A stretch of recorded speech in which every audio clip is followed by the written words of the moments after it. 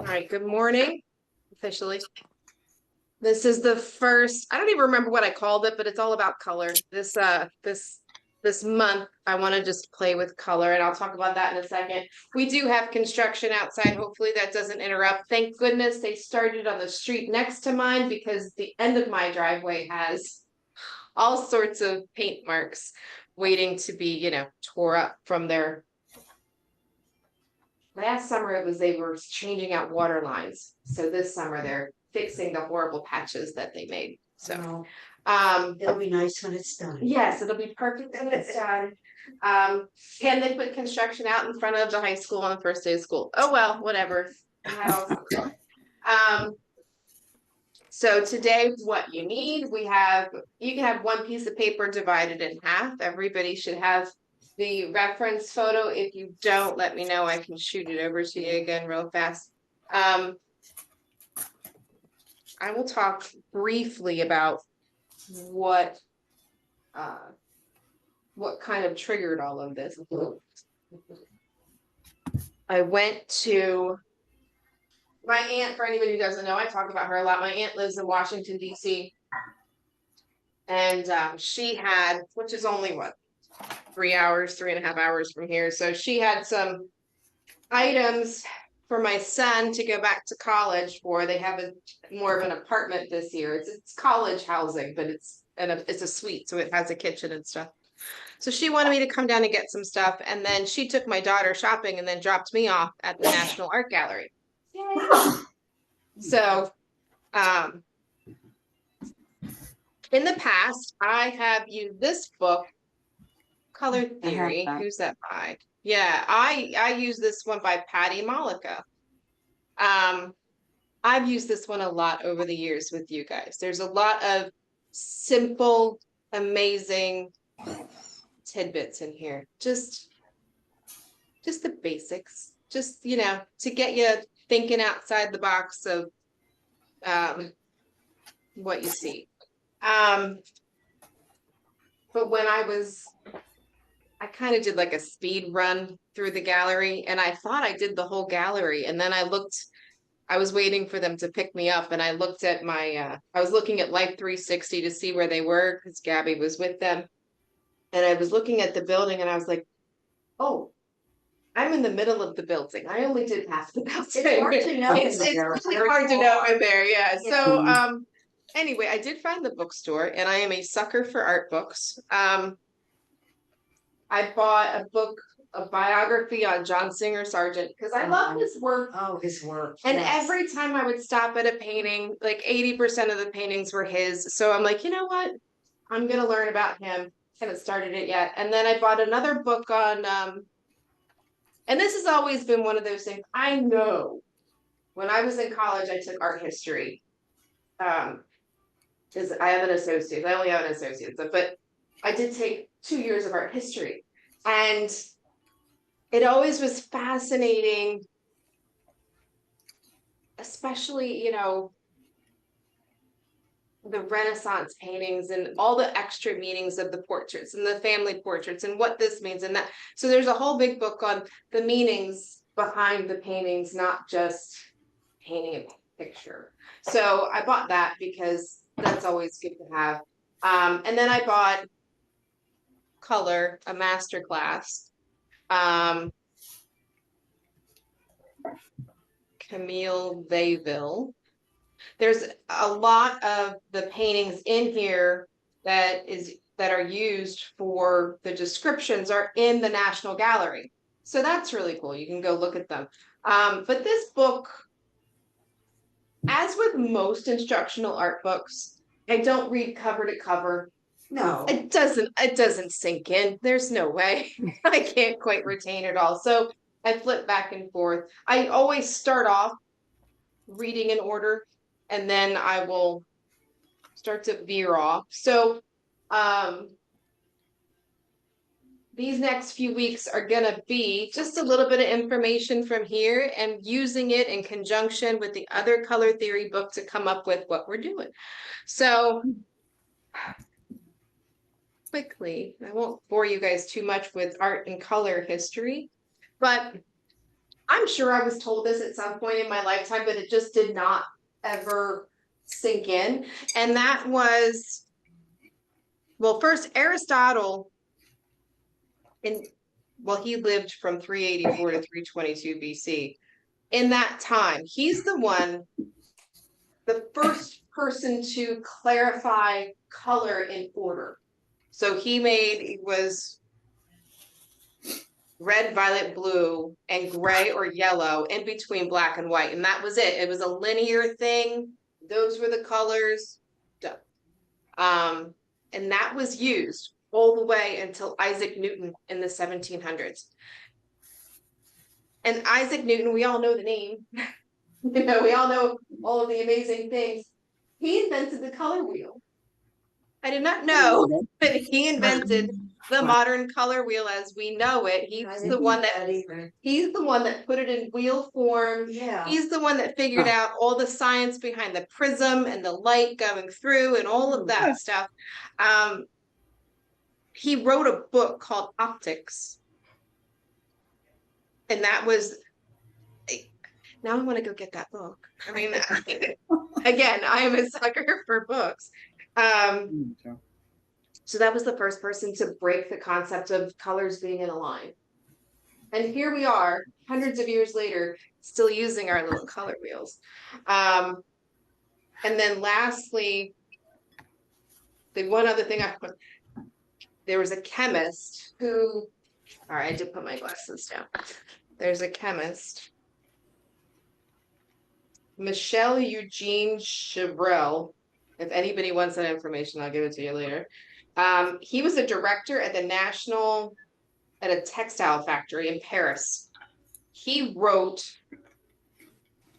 I think it was a paper on the law of simultaneous contrast of colors. He created the 72 shade color wheel. Hold on, I'll show you a picture of that one because that was like 72 shade color wheel. He got into it. He really did. I thought I had the page marked.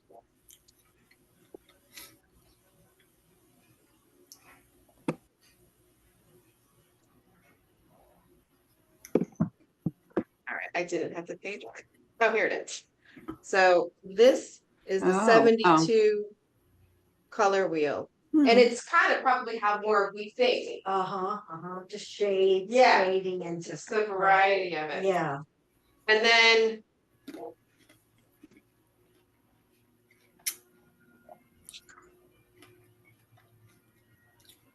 there's so many okay.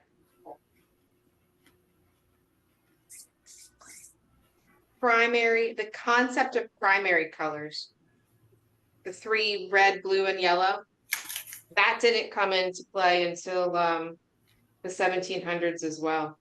Or no, 1800. Wow. This guy was alive from 1888 to 1967. Johannes Itten, whatever. He's the one that comes up with the concept that those 3 colors can make any color. That wasn't until, I mean, that's almost modern day, really, like that's just crazy to me how close we are to that kind of history. And then it wasn't until later that we all kind of started challenging that. Artists in the early 1900s started to really challenge that and tried everything they could to break that theory, and they couldn't. So that is standing tall. That's my history lesson for today. It's fascinating to me on some of this stuff, but anyway, this week, if you have a color wheel, grab it. If you don't, you can just have something on Google real fast. I just have my little pocket color wheel. I don't have a big fancy one. We're going to do 2 exercises today using the same photograph. I chose this photograph based on concept in here called, not really called, it just is, saturated colors against neutral colors. So the deep blues in the water and some of those deep shadow in the marshes up against those. It's winter trees. We've got all of those little, we do have some of the green from the scragglies. But all the deciduous trees and the empty tree branches just creates that kind of gray neutral. So in this book, the saturated color wheel versus the neutral palette, she uses a bottle of Windex and another soap just against the neutral background and the neutral spouts. And those colors just pop and draw your eye in.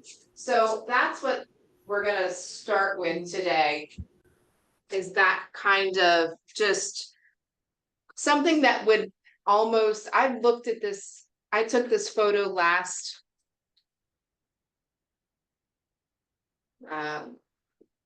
January, February, just this past year. And I've looked at these pictures a number of times and I've been kind of turned off by the beigey browns up against that really bright blue. But now I want to think about it a little bit differently. Now I want to look at it and create something different using the color wheel. I'm not going to go beiges and browns. The first exercise, once we get going, I do want you to watch for a second. But what I'm going to do is, I literally came up with part of this in the shower this morning, to be honest, but I got excited, so we're going to do it. We're going to use, right? King plate. We're going to we're going to combine two different kind of things together here. So a drawing technique where we're just going to do lines. We're not going to blend. We're not going to make chunky marks. We're going to do what I say not to do. We're going to be up on the end of the stick for a little while. And we're going to take complementary colors in the same value to create the painting. So no blending. This is just an exercise. Do not overthink it. We're just kind of getting out of our own heads so we can get back into it after not painting for the summer, some of us. And just jumping back in and using our heads a little bit differently to think about colors a little bit differently. So we're going to use, the two colors just next to one another in like a stripey kind of a version. And, but they're going to be complementary colors. So that's why, just in case you need it, I'm going to do things like for the browns and the beigey browns and the trees back there, I'm going to do, like a pale violet and a pale yellow instead of brown, beige. So if you want, just hang tight for a minute and you can just kind of watch. I'll switch the cameras to spotlight the easel.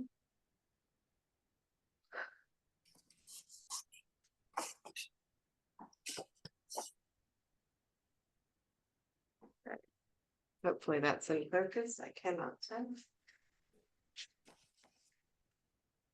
All right.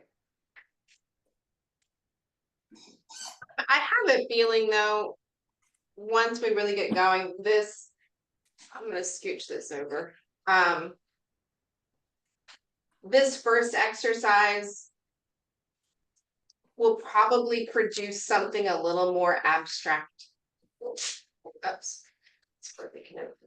Probably something a little more abstract and less exactly what the scene is. But the next version we paint, we'll just kind of go in with a different kind of idea of what colors we can use in there. Renee, you just cut that paper in half? Is that what happens? Oh, I'm sorry. Yeah, no, this paper that I just pulled out of my drawer this morning, it's already mounted. It's 6 by 12. So Okay. mine's really long. It's just, again, you know me, I just grabbed, I'm sure I meant to paint a wave on it, but I thought, oh, it's long and skinny, just like the picture. I'm gonna grab that. And I had two of them. So I was like, oh, I'll grab two. So you probably, if you divide your 9 by 12, you'll have 6 by 9. Sorry. All right. So basic shapes. I'm gonna move the water down a little bit. I'm not gonna have all that water there. You can ignore the tree if you want there. And simplifying shapes, just for the sake of the exercise.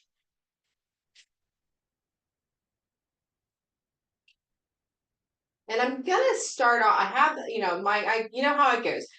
With me, I have an idea, I have it all mapped out in my head, and then I change course as I go. But my idea is to paint everything vertically. Like I'm gonna start off with just basically making stripes in complementary colors. Which is gonna be interesting for the water, because the complement of blue is orange. But we're gonna do it, because let's see what it looks like. And it doesn't have to be a lot of orange. Now we've done that orange underneath blue or pink underneath blue for snow scenes. And it makes the color kind of vibrate a little bit. So we'll do that at first. So I'm just gonna get started here. And it is funny. In the pastelling world, pale purples aren't that common. I just bought one of the big unison ones, although because it's so pale, it might not show up. It might get blown out as white. Yeah, it looks kind of gray on camera. And then all right, I don't have much of that one. That looks a little more purple. I might try to. Telling you not to use it. Yeah, it's so precious. You can't use it. If you have trouble deciding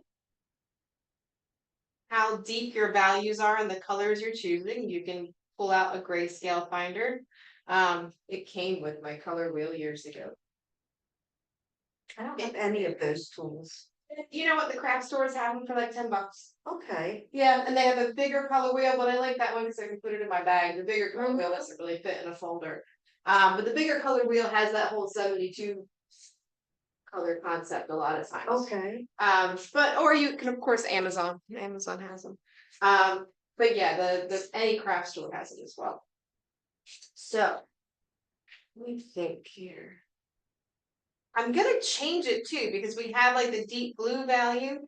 So I'm just gonna kind of get started and see what happens, right? You guys are part of my morning experiment, my shower thought process. You can break that for me. Yeah.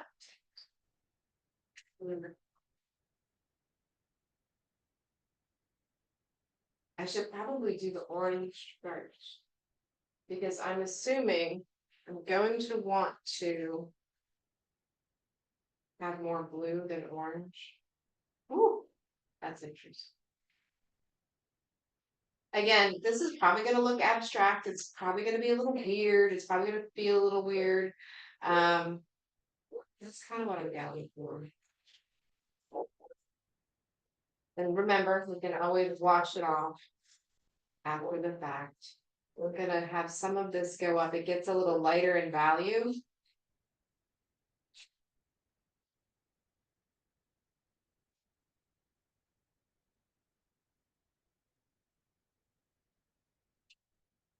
Windows are open, so Kaiser is losing his mind.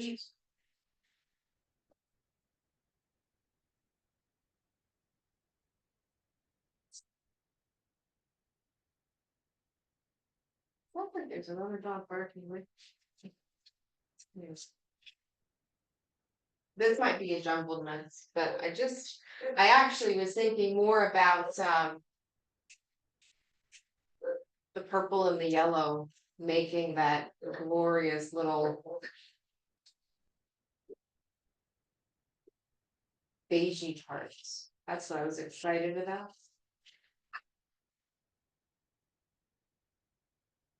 So you can also do this with pastel pencils. You can have tighter lines. Obviously, I'm just kind of going in a hurry here, just getting through it. But you can do it in very soft markings with your pastel pencils. Well, this is nicer, the lighter value. I like that combo better. I like the way that's working. Yeah, now see that blue and orange combo looks better. The bottom one's a little garish. It's a little bit much. That's okay. All just to get our noggins thinking here. And again, just using complementary colors. For different little things you can use. This is just a deep purple. I'm just getting into some old habits, I guess, right? Defining the bottom of the water here.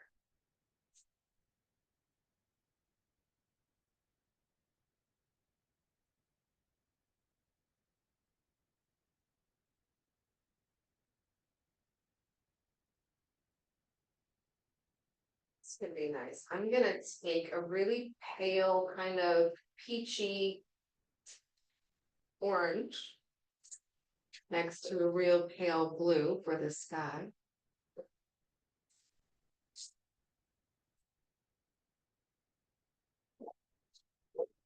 For the sake of time, I'm making it a little bit wider. Here's this. Yeah, he's unhappy. Well, he hears you can hear the dog collars of the Yeah, dogs walking yeah. by, and he's like, When I went out, he started barking. yeah, It's he heard quiet. you. And then I made the mistake of looking up toward the window. He went crazy. Yeah. I thought I didn't make eye contact. No, yeah, you're Yeah. fine. He's just so reactive and so protective. He doesn't know what That's to their do with job, himself. It is right. his job. He's really itchy. He's got an appointment on Thursday to go to the vet once again. I can't get his itches away. He's Oh, yeah, a man just walked by with two dogs. Yeah, he heard I heard the little tink tink tink of the of the Yeah. collars there. So this one I'm ending up kind of layering a little bit. Again, this is, just getting out of our own way here. Just don't think too much about it. I'm gonna use some really pale purples. So that's that big stick that I had. So I'm just gonna make some smaller, tighter markings. It's so funny because this is so far out of my comfort zone of normal marking that my brain is yelling at me right now. Stop it. It's wrong. You're wrong.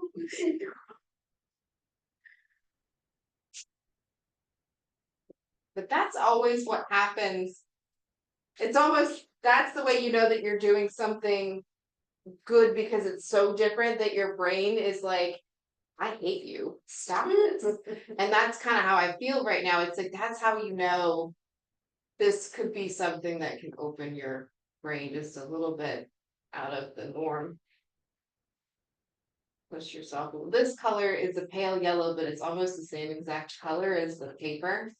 So it's not doing a whole lot. I'm gonna grab the stick that broke.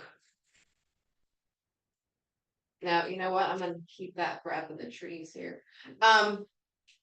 You can certainly add your greens to that top. Woo. That comes. One a little bit darker. What's the reason for the vertical line? I just thought it'd be fun. Okay. You don't have to do it. It's just, okay. It's just what something you- different. It's just something to kind of. It's also the whole concept of linear is the colors next to one another create an effect. Okay, So from a distance, the two colors lined up next to each other create a whole different effect as if you had the colors blended. This is too bright of a yellow, but oh well. No, that's too dark. I'm gonna get this one.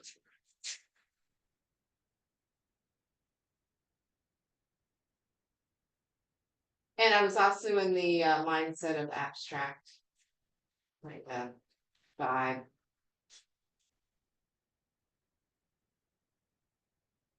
So you can change directions based with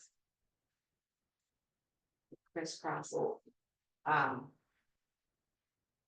Definitely nothing pretty here.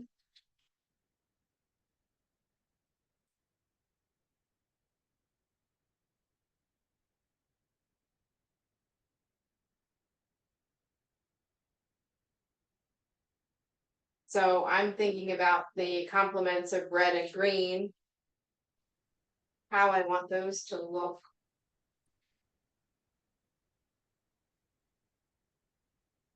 What versions. You know what'll be hilarious is in like 100 years, somebody will say, "Oh, did you ever hear this artist, Renee?" And I'll be like, "This is the one that they'll use because it's terrible."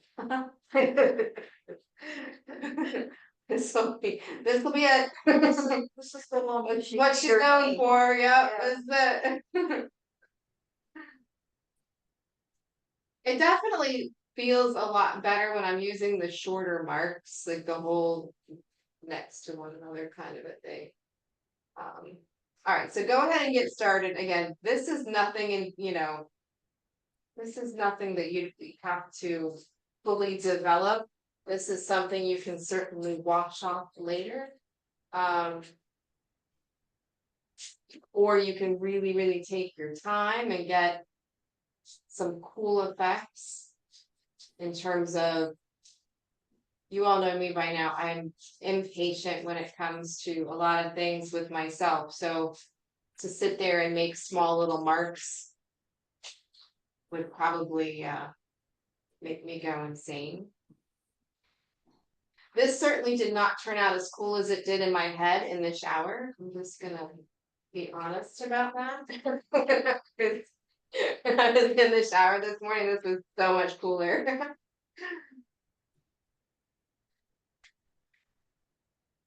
So are you using the pastel to blend with too? Yeah, I'm not really blending, I'm just kind of layering. I can't like, now I'm looking at the concept of, all right, if I turn it into something, so while you guys are working, if I really think I could turn it into something, how would I do that? So that's what I'm kind of looking at right now. How would I make it look a little bit more like a scene kind of a thing? So just taking the same colors that I have throughout,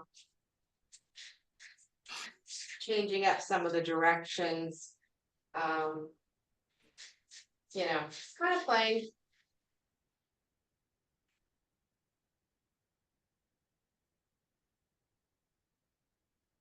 Probably got a little too deep in the blue, but wasn't really concerned about reality at this point.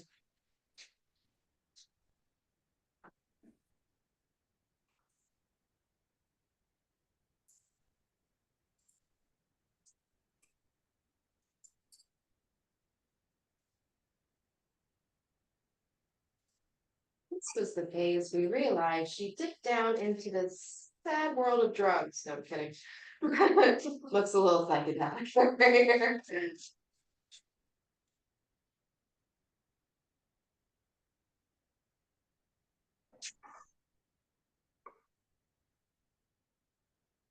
I had this glorious vision that, we would love this exercise so much that we would spend more time on it. I don't know that that's going to be the way it goes. It's okay.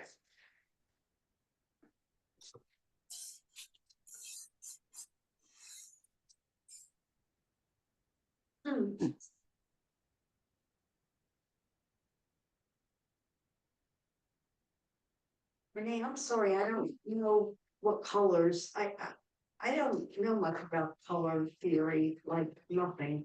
Okay, so complementary colors, which is what we're talking about, are opposites on the color wheel. Okay. So whenever you have a complementary color, if you want to make red darker, you add green. If Okay, you want to make something pop, you add, again, just like a lighter version of a complement to it. So, so anything here, so if I'm like, okay, I'm gonna do blue violet, well, the opposite of blue violet is yellow orange. okay, The opposite of violet is yellow, purple and yellow. So that's Okay. kind of how I'm just thinking about. So when I was doing the dead trees, I was going pale purple to a pale. Oh wait, that was red violet. I'm like, wait, was I wrong? Pale purple to a pale yellow.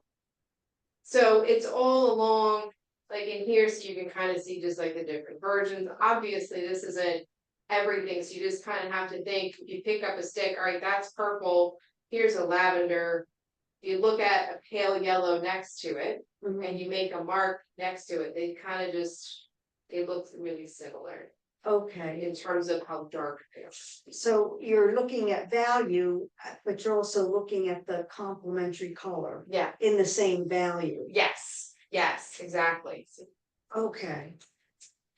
Because to me, what you're doing actually is coming out, it's really. well now that my rule, the 25-foot rule, stand back 25 feet. So now that I'm back here with you, I was like, oh, it's not so horrific. No. But Not at all. when I was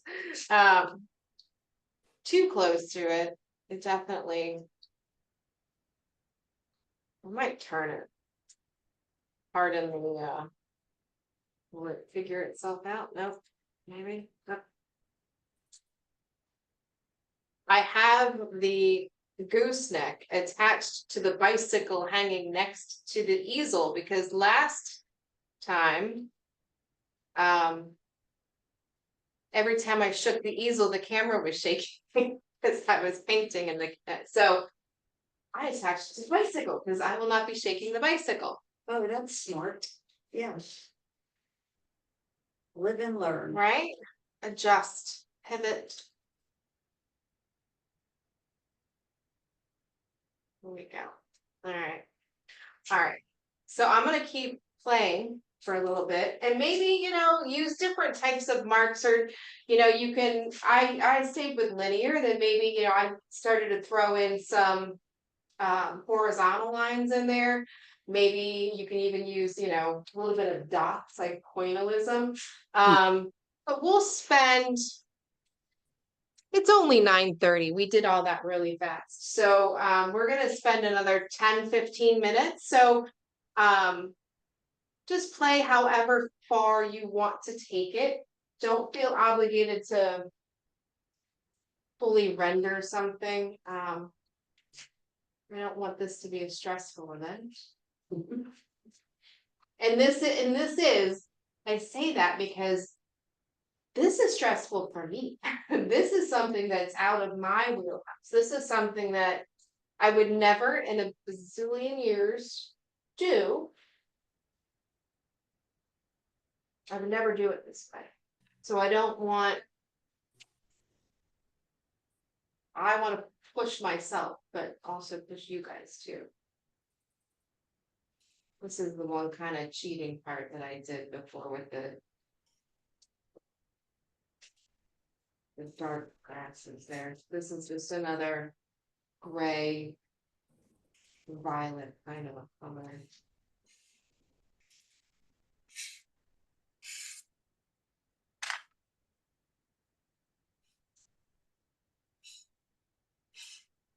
This is a super pink color.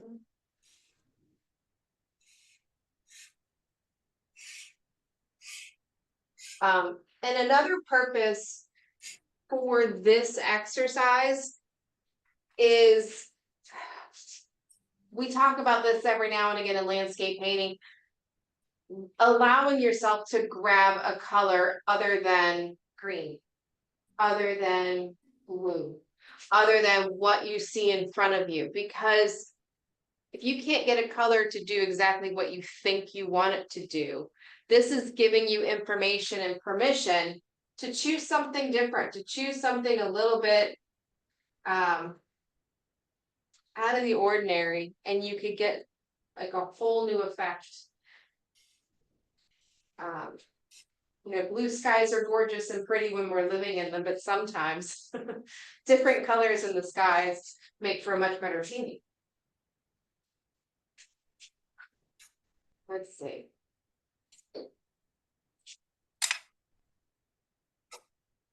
I'm gonna take a second. I'm just gonna take this bottom part here and I'm just gonna blend a little bit. I want to see what happens with that orange.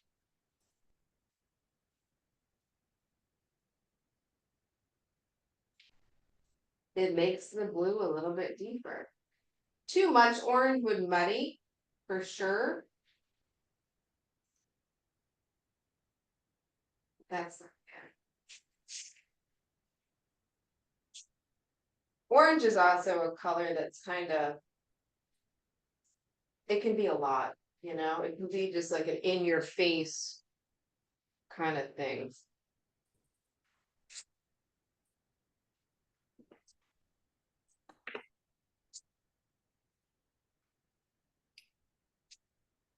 I'm grabbing a different orange. Changing the technique here. This is a Jack Richardson. And these are sticks that don't necessarily like being on top of something else. They are great when they are the first one on the paper. So I'm slowing down because you guys are working. So I've gotten a lot of information for you. So now I can make my brain just kind of chill out for a second. I'm sorry, but I'm completely lost, so Okay. I guess I'll just watch. I have no You can clue just watch. So what it's to put on the paper. I mean, I watched when you did it, but now I don't remember how you started. What you was like orange and blue. Yeah, so orange and blue are complements. So I just started with the water, and then I also did the sky, and like really pale. It looks more yellowy, but it was kind of like a pale orange. So if you just start with the water, just get some marks in the water, get your line drawing down. And you can just start with the water. And you don't have to use vertical markings if you don't want to. You can use horizontal if you want. Or you can just sit and watch. I don't want to, like, again, shouldn't be stressful. So in the sky, you used like a pale yellow. Yeah, it was an orangey yellow on the stick itself, but it looks more yellow on the paper. Sometimes that happens too, it doesn't look exactly. I think it's coming out very nice. So just checking the deeper blue up top, which isn't that much deeper. So that's pointless.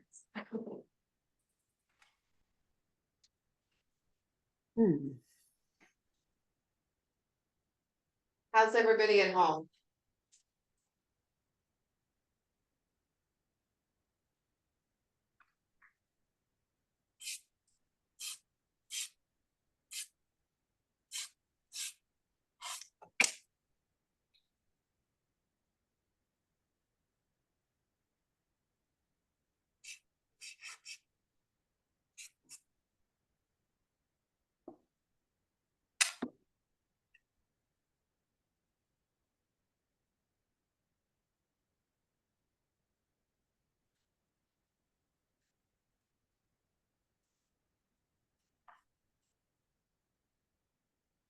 So I'm just now I'm looking at it more like a regular painting where I'm pulling out features, where I see the grasses being reflected.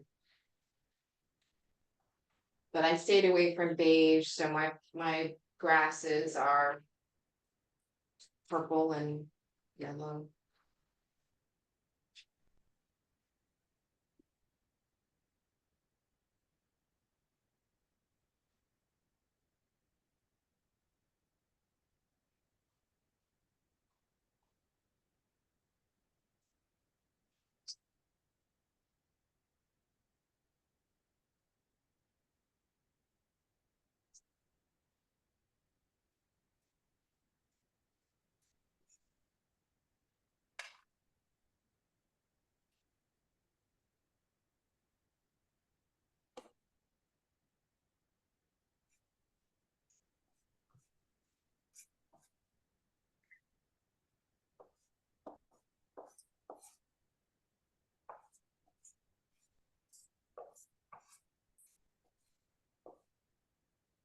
Just gonna play with the greens for a minute.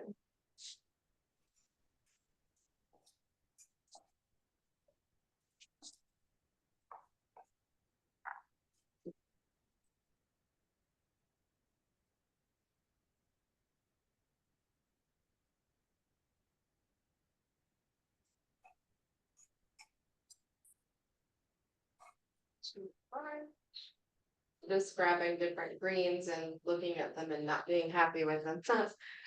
As goes the way of green.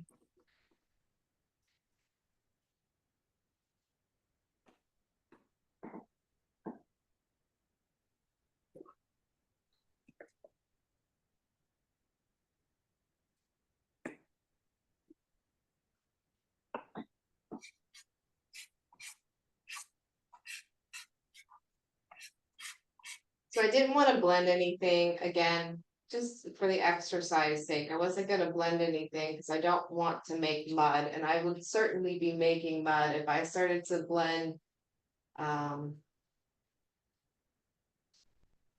too much of that yellow and the purples and the oranges. That can end up making a big fat mess. So um,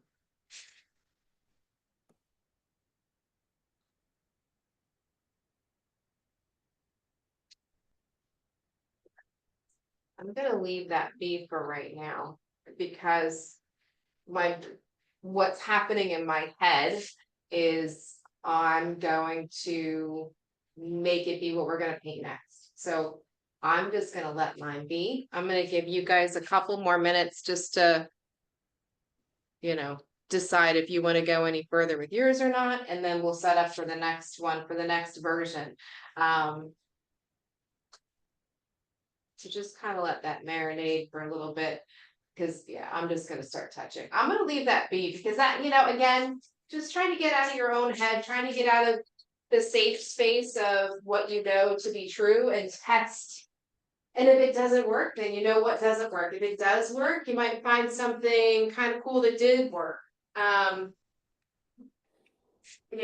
use the whole concept of the lines because in my head, I had this whole, I think it was more of a graphic design concept in my head this morning where it was very solid, specific lines. But pastels obviously aren't specific lines all the time because you get like a rough end and things like that.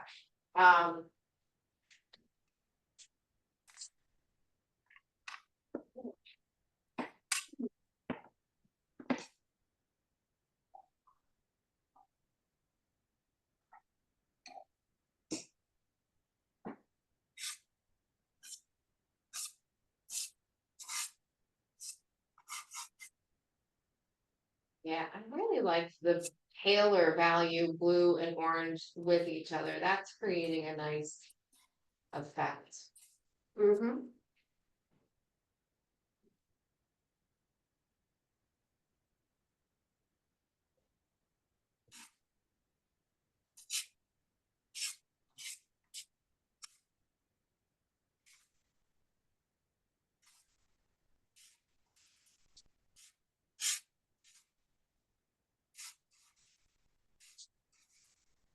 It's funny too because this summer I haven't really painted for myself. I had a large commission to do, which was wonderful. And um, when you're painting something for someone else, you're not really letting yourself just do. Mm-hmm. When I paint for myself, I have the music blaring and I'm kind of moving around. And this summer it was podcasts because if I listen to music, then I start to sing, and then if I start to sing, then I'm not concentrating, and then things, go bad really quickly. So it's nice to be able to go back to thinking out of the box, playing with something a little bit different, seeing where it takes you. I always hate how it gets so blown out. Like you need the light and then the light changes the color. So I just turn the light off. We'll see some of the color. I don't know. It's kind of interesting. I'll let that be. I did order a small set of new pastels.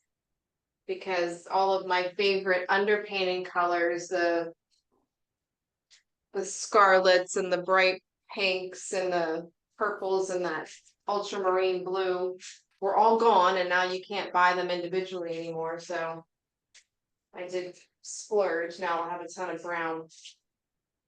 I don't know why they think that we use brown so much. Yeah, I know, you hardly ever use it. My brown sticks are the ones that are the least touched Right, right, out of everything. well, yeah, I don't know. That's fine. No, you're fine. You're fine. It was a weird task that I gave you today, so you're Yeah, I mean, good. to be It's fine. honest, I have no background for this, I don't. That's never had okay. any art Yeah. classes or color theory or, I don't know it Yeah. anyway.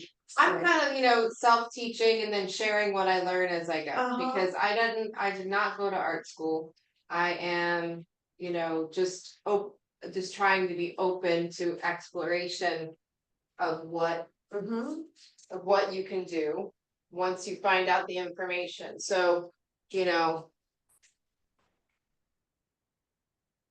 now I'm just randomly picking up other colors to throw in, because why not? Changing things up a little bit.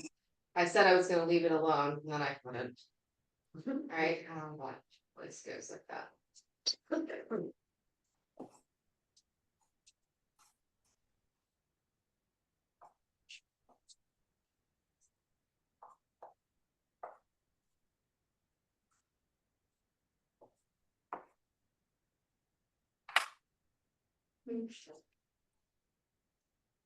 Oh. Well, that's what I could have done. I could have done like more of a scarlet orange. Instead.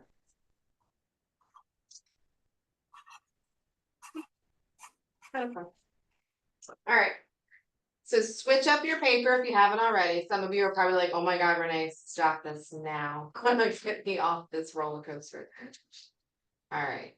So now when we do the next one, the real one, so to speak, your brain should be all kind of warmed up and ready to go. Now we're just going to paint with the concept of back to the beginning of saturated color against muted color. You can stay into beiges if you choose, and then if it looks too dull, then you just have that exercise to remind yourself that you can use purples to punch it up. You can use lavenders or the oranges or something else to punch it up out of the dull beiges. Okay. Same thing, simple concept, simple line drawing.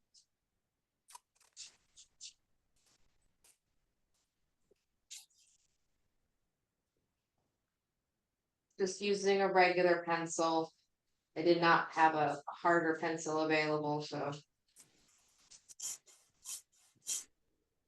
You can use your pastel pencil or anything else.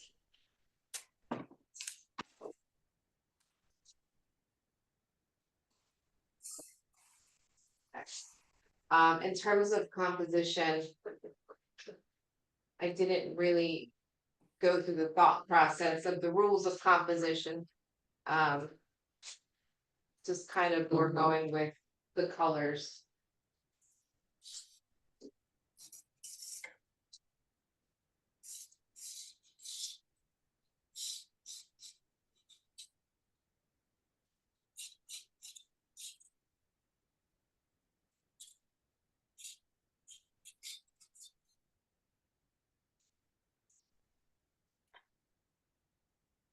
Yeah, I think I'm just gonna go shopping this weekend and get a camcorder that I can put on my tripod. And have the right color. Well, that'll have the right coloring. All right, that's not so pretty. Maybe I'll put this on the other side.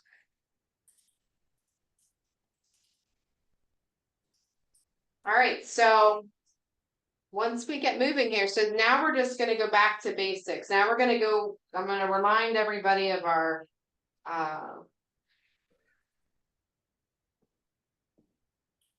my gosh, what's order of events. Oh my goodness, that phrase, the word order was not coming to me. So now it's time to kind of remind ourselves of order of events, how we truly approach painting, how we tackle all of these different bits and pieces. So if I'm looking at the here, I'll turn it front. Still too far off the paper here. So let's dive into just talking about it for a second here.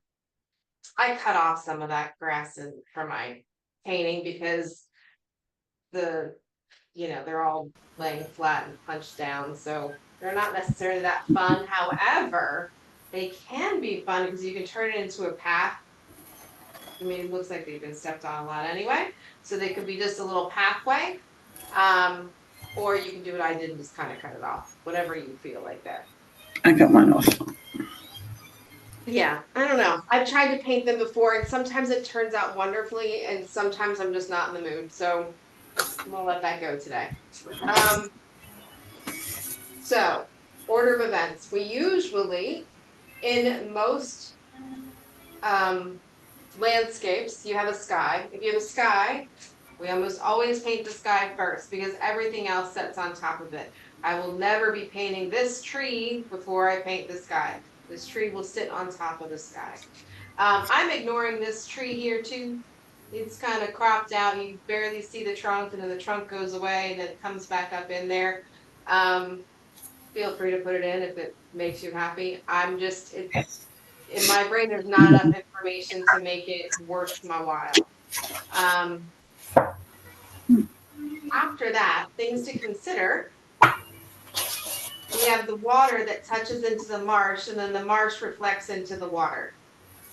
So, how do you handle that? One versus the other. There's always one way it's going to be easier than the next. So, in this scenario, we think about down here, the water is nice and deep blue, and then the reflection goes down into it. So get your water down there first, and then you can have your dark little reflections in there. Up here, where this little it's reflective so much so that you don't even see the water. We treat that as grass and then pop in the water. So it's opposite, just above it. So always line drawing first. We have our line drawing. Now we're going to block in blocks of color, and then we can get going. So line drawing complete. I'm going to block in basic colors. Always darker, like one step darker than what's there, because we have the light that's going to sit on top and the light's going to make it pop. So we need something a little bit darker underneath for the light.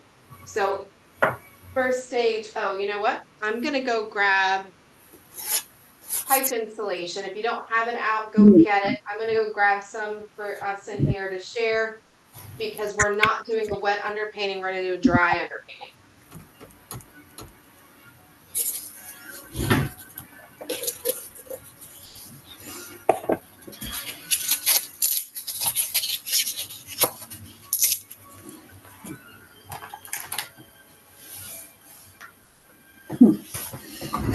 Blue.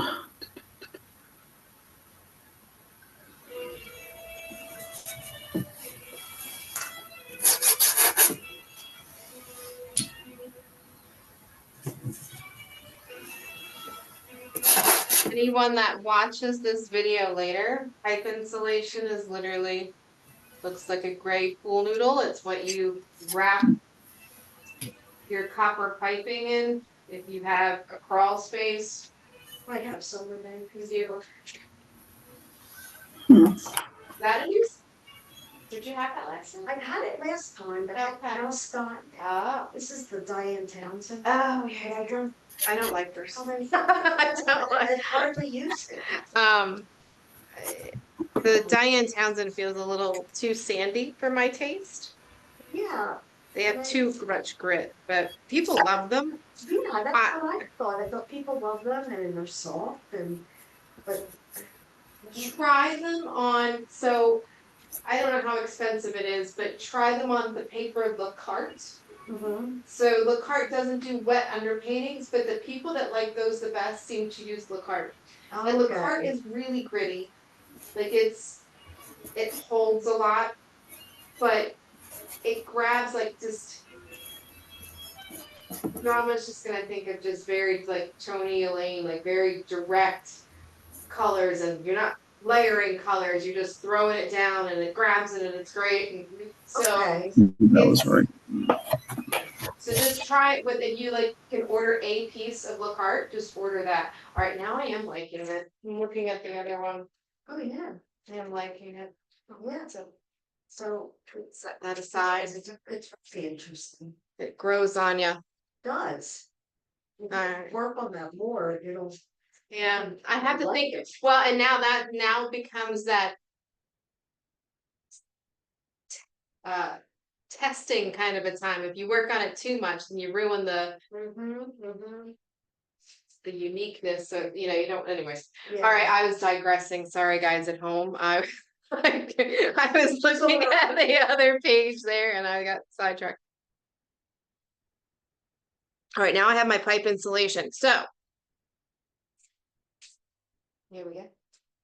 I have all the other colors that I pulled to do the first painting. I have those off to the side. So I'm gonna start with those. Ish. Hold on. Let me grab a different blue. So now we're back on the side of the stick. I'm using the whole stick. So you're doing a deep blue. Yeah, which isn't as deep as I wanted it to be. Hold on. Pick a different thing. Yeah, so now we're on the side of the stick as we normally do, holding between your first 3 fingers so you get the whole flat side. This is okay, no, I picked it, I'm going with it. All right, I'm changing it. There's certain blues that do weird things in my head, and I don't. This is a little bit grayer. My goodness. So big marks. Oh, it's just gonna be a combo. All right, that's fine. So big marks. It gets a little bit lighter as we go up. This is the first layer. I said if you were listening, and I said we do the sky first. This is the first overall layer. I'm not developing the sky just yet. I'm just putting down initial bits of color. It's all gonna be a little bit darker. I'm not worried that this is gonna go a lot lighter up here. I'm not worried about that just yet. Just getting in that initial color. Let's see.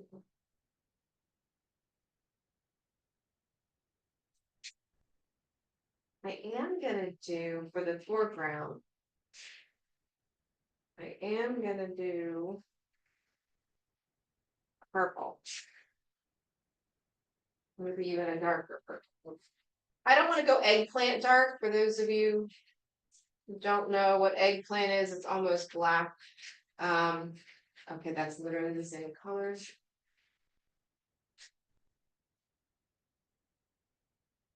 It's got a little more of a red violet. It's got a little red to it. Magenta.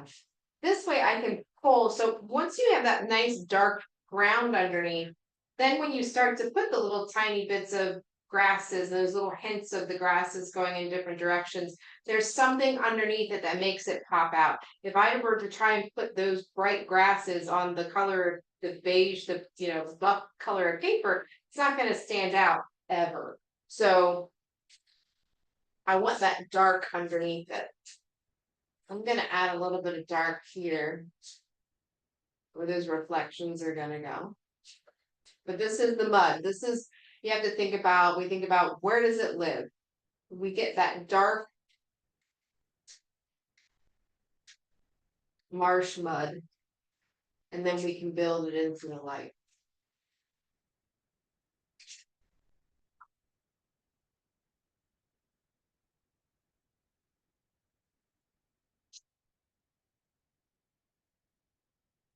Thinking about colors, if anybody's staring at my box.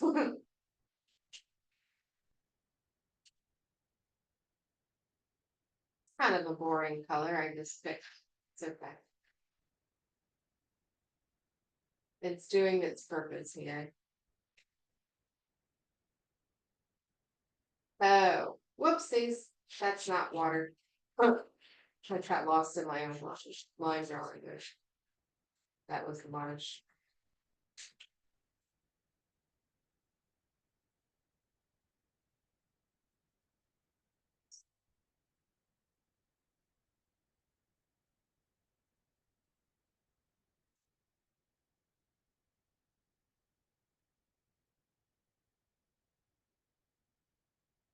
I'm not going all the way down with that green because my pipe insulation will pull it for me in a little bit here. Then just gonna grab a nice, nothing crazy kind of a blue for the sky. Because I'll be adding to it. I just want to get that blue down. I'm gonna lighten up at the horizon line. I'm gonna deepen up at the top. I want to get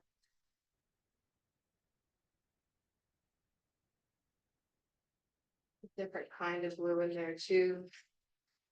That blue green. That's a little bright. Oh wow. I'm gonna be blending that, so right about that. Ah, you can barely see it on the screen anyway. All right, I'm gonna give you guys a minute to catch up if you're not caught up. I'm not gonna blend just yet. I'll wait for you guys. So just go ahead and get your basic shapes colored in. Just blocks of color, nothing fancy, nothing rendered, just color. Do you have questions at home? I know this probably is pretty standard for you guys. You're good? It's standard. It's standard. The blocking in phase. I think This that this first phase, yeah. It's Seven 7 two. Nah, Oh, okay. you're fine. This is exactly what you've done with me before. Yes, I have those. Yes, You're yes, right. yes. You're right. See, standard for you too. I stand correct.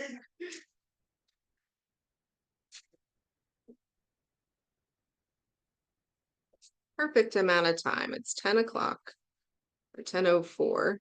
So perfect amount of time left. You knew that. Right? See? It was perfect. I knew exactly what I was doing. You did it.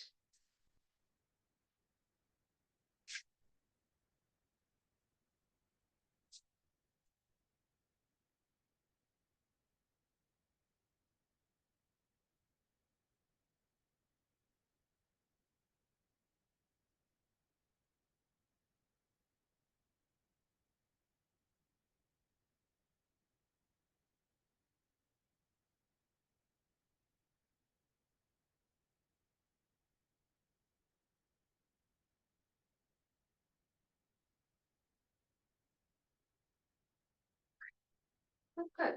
All right. Yeah.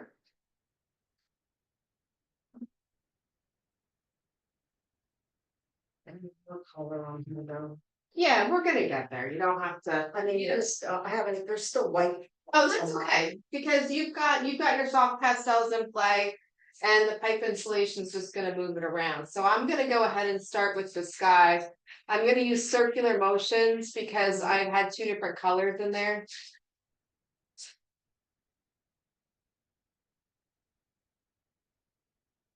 Careful of your green trees. I just put a little bit of green in there. Okay. Remember your pipe insulation, that smooth side, the shiny side, is what you use to blend with. It will go away quickly on the sanded paper, so don't get too attached to it.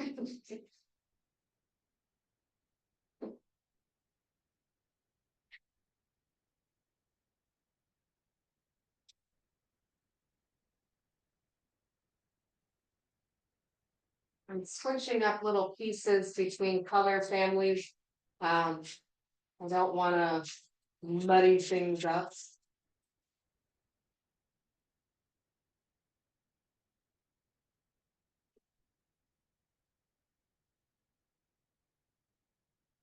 So I kind of blurred that out. If it looks like my camera's getting blurry, it's literally just the the pastel ink on it. I just kind of blurred it with the blending, so it is a little blurry looking. I'm going in the direction of what I'm blending, so the little grasses are a little bit of an up and down motion.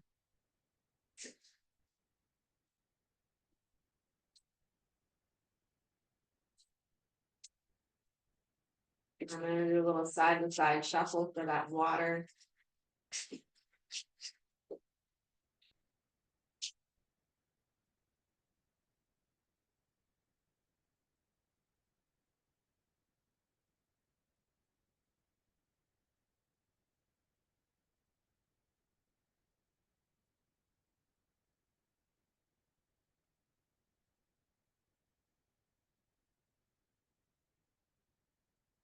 Ah,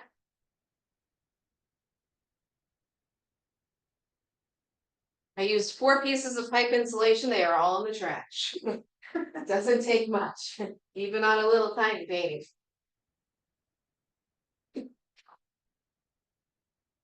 So, thinking about that concept of saturated colors next to muted colors, my first layer here is all quite saturated looking, right? So, I'm going to do my best to mute things down a little bit, just for the sake of the exercise and the lesson of the day. Feel free to keep your colors saturated if yours are saturated, because it is a winter scene. Sometimes it is nice to have more saturated all around, but I'm gonna try and do what I was talking about from the beginning. So I'm gonna mute some things down, my grasses and the tree line in front of the pines. That's gonna get a little bit more on the gray scale of things. I don't know that I'll pull gray out, but the really pale blues and the really pale lavenders will certainly come into play. Maybe even a pale pink. Like, can I see? Good.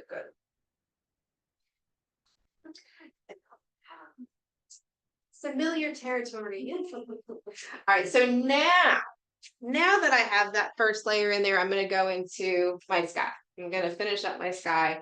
The sky is super simple. There are no clouds in the sky. It's a little bit paler at the horizon at the top of the trees. That just lets you know that I was out walking around 9, 10 o'clock well, probably like 9 in the morning. You can keep it pale. You can add more color to it if you choose, or you can make it dead of the day and make it one solid color, or you could add clouds. I'm gonna stick to more of what's the photograph is doing, so that it helps me mute some things down as well. So I'm gonna do some super pale blue, and go from there.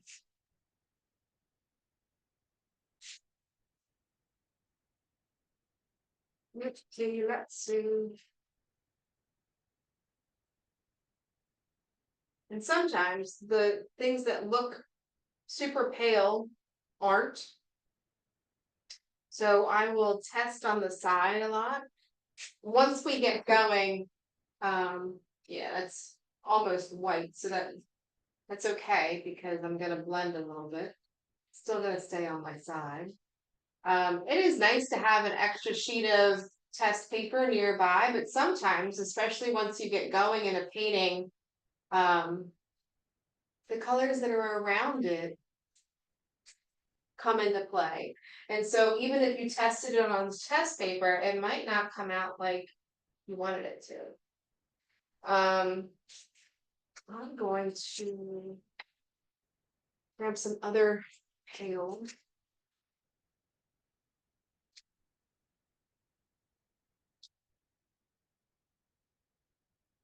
This has a little bit of green in it, but not that much. Maybe.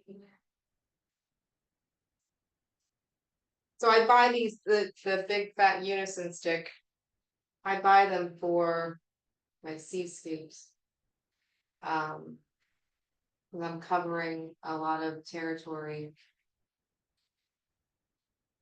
They come in handy. But I just got that one and I haven't even taken the wrapper off. Now that I have that first layer, I can use my finger a little bit. Sometimes it's just a little bit more gentle.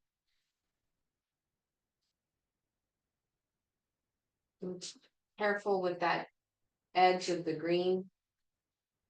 Because green can make a big fat mess really quickly.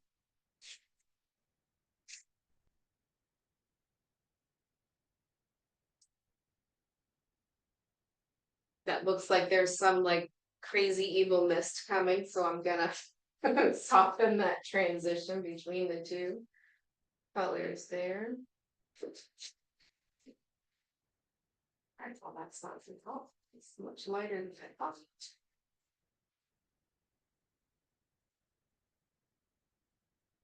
It is nice just to get the sky settled out too.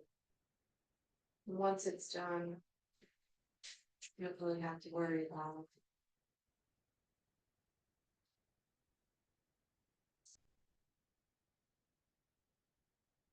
I don't want to turn it into like a gray day.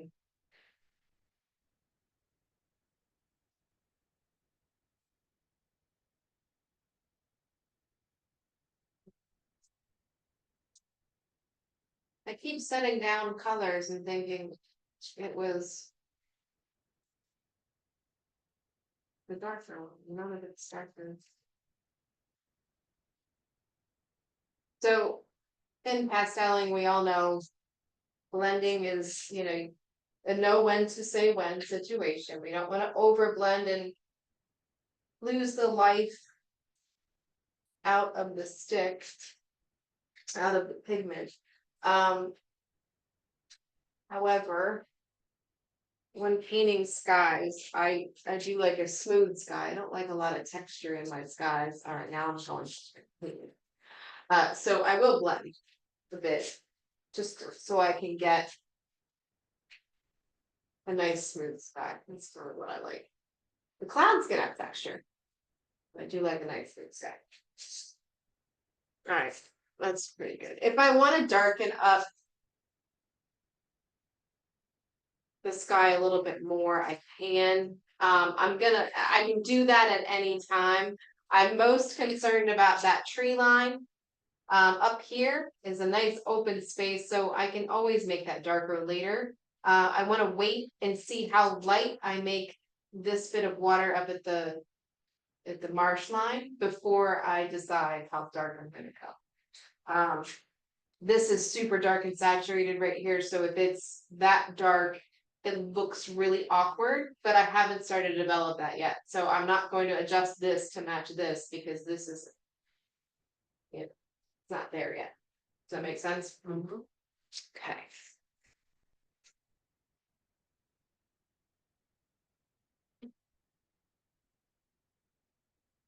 So, order of events. Sky's done. Ish. Next, I have to think about the tree line because the trees, the deciduous trees that are empty sit in front of the green scraggly pines back there. So I need to get my pine trees settled. So that I can put the other things in front of it and on top of it. Ignoring the two trees for right now. I can't put those in just yet. I'm going to put them in because I think they add a little character, especially since I cut the other big tree out. Those two trees that are gonna sit there are gonna add a nice touch. But that's literally gonna be at the end. So don't even think about those trees just for a long while.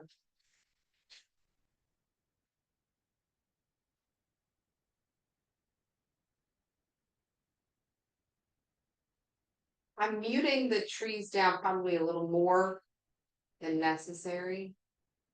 Again, just kind of going with that.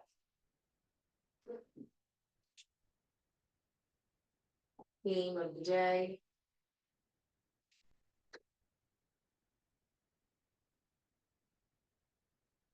There is a little bit of that yellowy color.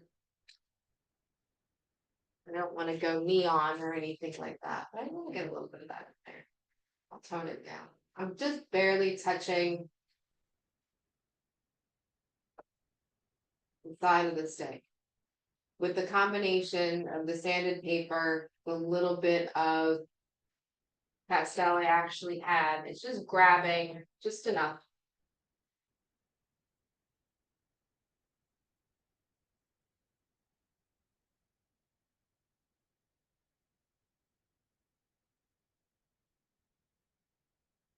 Toning down some of that yellowy color.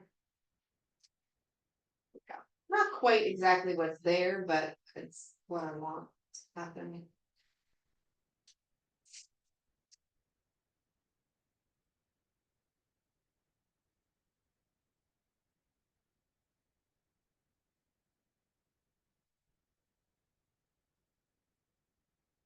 So I have these kind of pinkish mauve colors that I just love. They can go wrong. Don't get me. I mean, yeah, they're not perfect, but I do love them as an undercolor in the marshes there. And it's gonna help when I start to make everything a little bit more muted and a little bit paler. So it's a little bit pinky. Like I said, just like your traditional 80s mauve. The color of my bedroom when I was 10.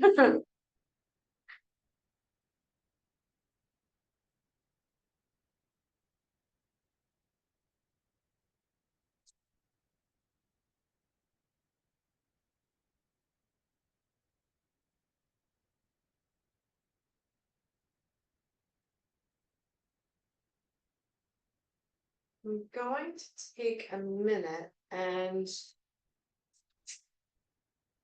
define, before I get too far, I'm going to define the bottom of the marshes. And it cuts further back. I didn't realize. I just saw that and I wanted to capture that. It cuts. There's a whole little pathway in there. These lines are going to look silly for a little while until I get the grasses on them, but it helps me figure some things out.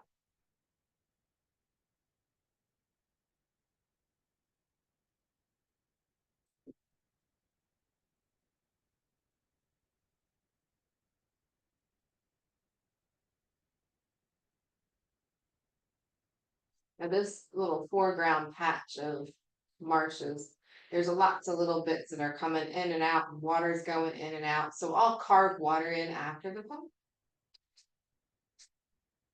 So I just made more saturated color. Sorry.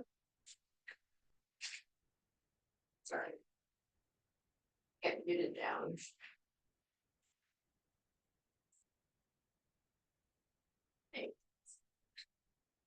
No. They're going along just fine. I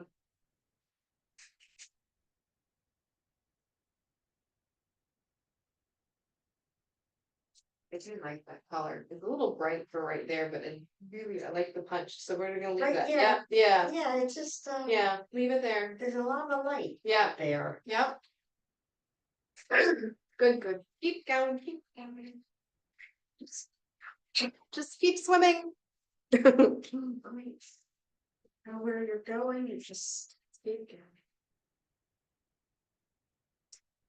I'm gonna work on the light blue water for a minute. I don't want to lose my opportunity to blend. Because right now I have those dark lines that I just redid, which I needed to have them there. But I've got to get the light blue transition in there. I need to work on that for a few minutes before I focus on anything too dark next to it.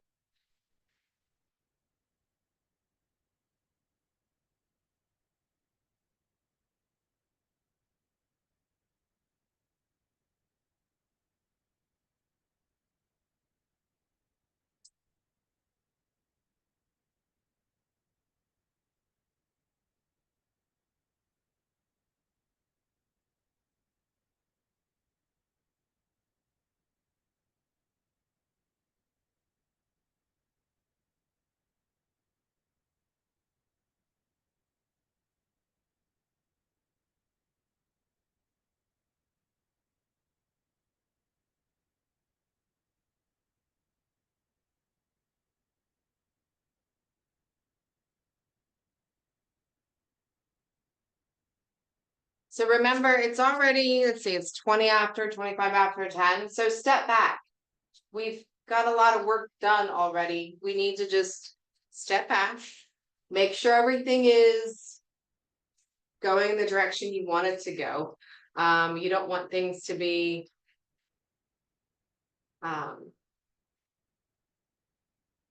I was gonna say crooked. Things can be crooked on this one, so a little bit crooked is okay. Crooked's not a big deal, but just to make sure everything is where you think it should go, is now's the time to make sure.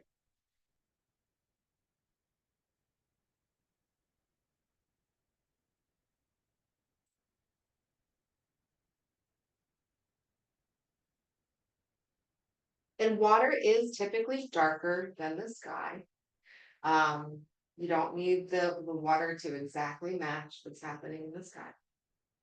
So don't worry about getting it as light, even if, you know, it is quite far away from each other in terms of value on my painting right now, but I'm not worried about that yet.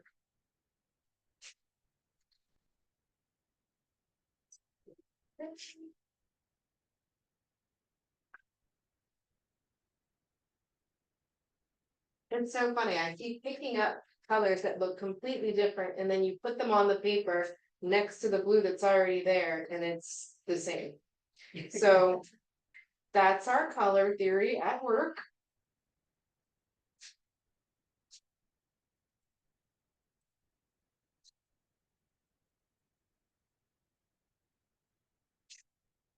I want to go into those blues too. I can put a little bit of those greenish blues in there, but I don't want them to take over.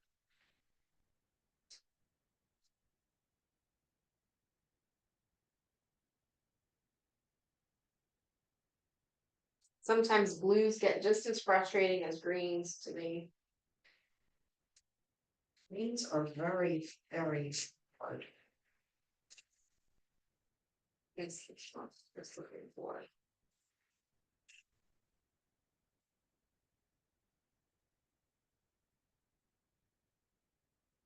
Yeah, greens are always a challenge.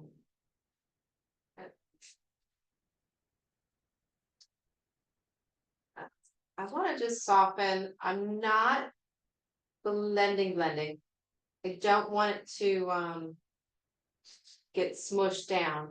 And that's what happens when we have those lighter colors that you bring in next to the saturated colors. If you do too much touching, you just get mush. So I'm gonna let that water live as it is for a little while. Have some time. I definitely have time before the trees are gonna be added. The trees are the only, once I start to add those two trees there, that's when it's definitely done. But I have time to work on the grasses and stuff in the middle ground here. That's what I'm gonna get that pale tree line, and then I'm gonna work on the grasses, work my way down. There is a nice deep shadow that I might add in there at the trees over here. That is not a deep color. Greens, greens, greens. Although it kind of goes with, oh, maybe I'll take that back. Kind of goes with that whole mutedness. Like a gray green.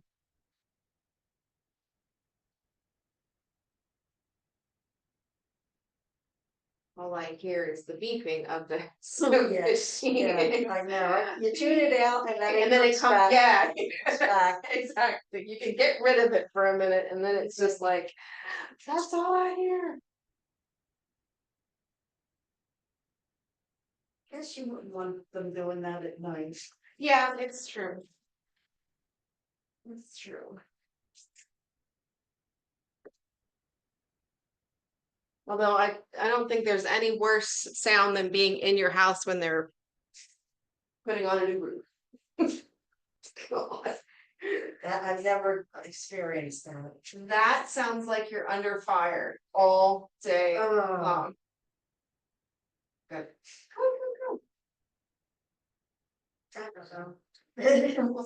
Yeah.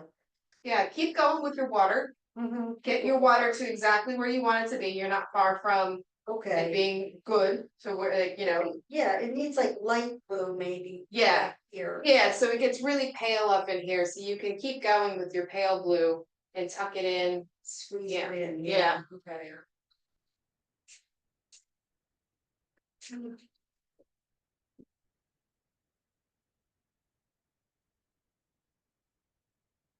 Okay. So what am I gonna grab? I'm gonna grab.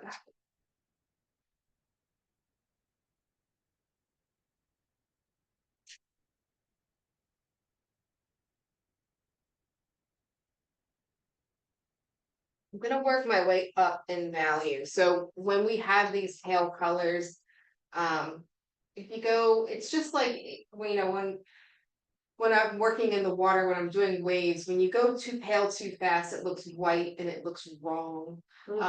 So those background trees, I have that mauve down. This is a little bit of a magenta kind of purple. I'm just gonna see what happens. There we go. That's pretty. That's just a nice, just doing a nice shuffle. It's a harder stick, so I don't have to push very hard. And it just, it's starting to give me that muted effect. On screen, it's picking up a lot lighter. It's picking up that, just the reflective qualities, but it's a lot richer in color in person. But I can throw that in a couple of places around here. I forgot, I'm gonna put some of that mauve in the foreground. It's very pale looking up here. Just for continuity. It's always a good rule of thumb to have colors repeat in different locations in the painting.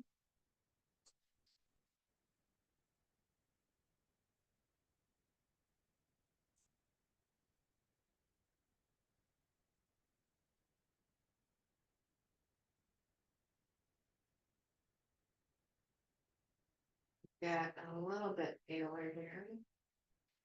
Oh, I know what I need to do first. So up in here, I'm looking at the reflection. So I've got a lot of water in there. I'm gonna very gingerly begin that reflection pull down. So this is that off. I'm just using it because I like it.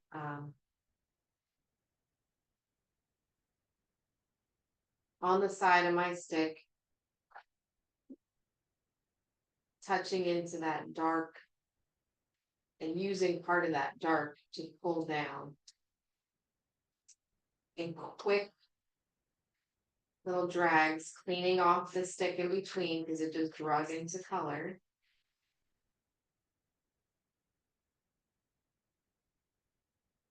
This foreground, it's really dark in what gets drug.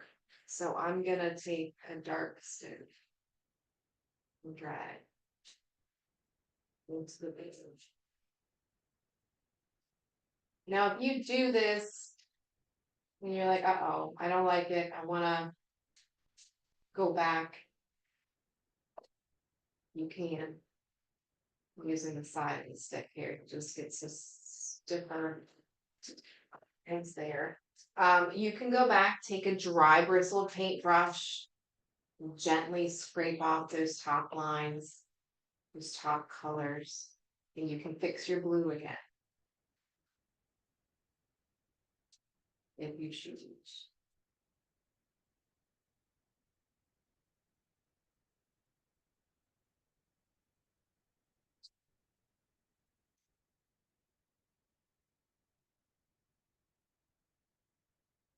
I'm not a highly detailed painter, so I'm not gonna have every single blade of grass, but I will have a couple of markings that give that illusion of all those blades of grass.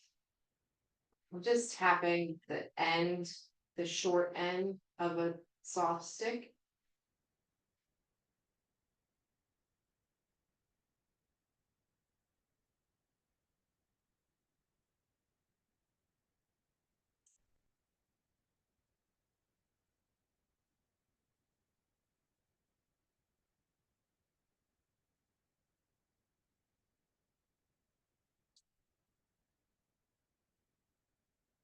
We're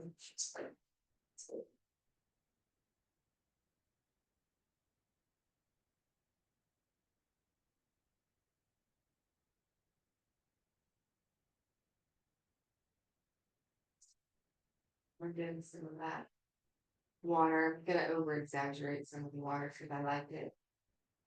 I want it to be there. You're allowed. You're allowed. Okay. Gosh darn it. I'm allowed. Okay.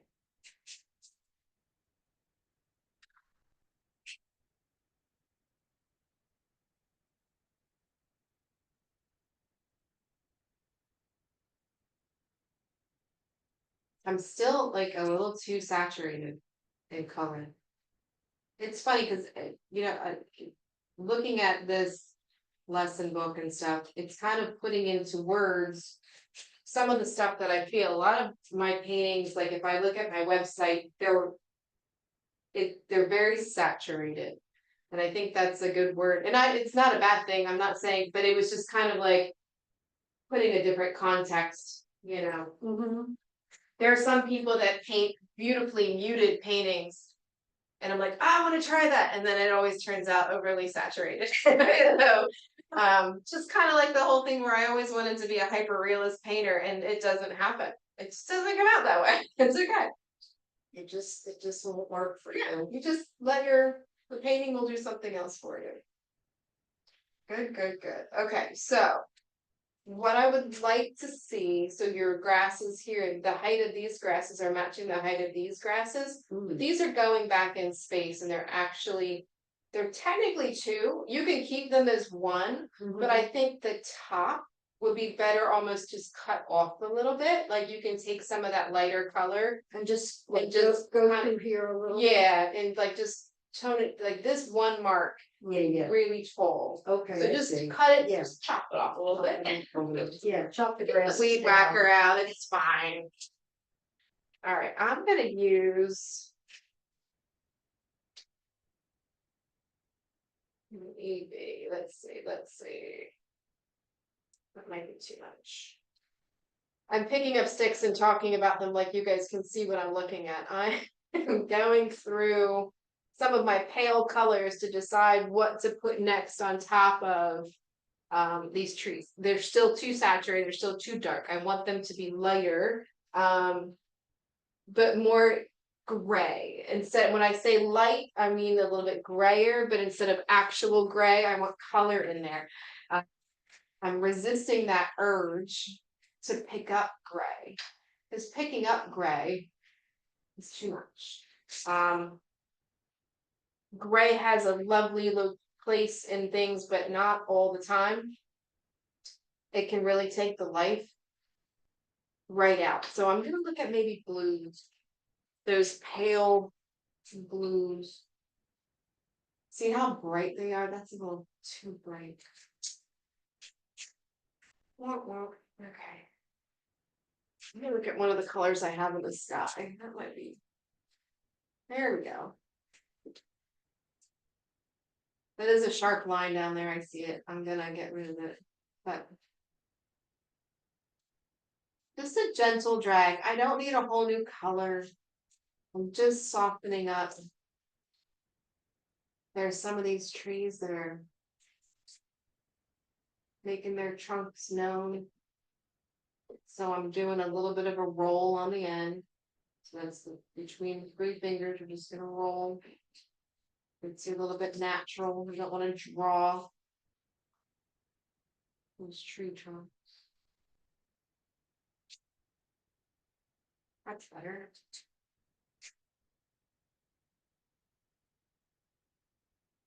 Add some of this color too, more. To tone down some of that. All right, so from the other painting, I had some pale creamy colors. I'm gonna add that. There we go. We'll get some of that.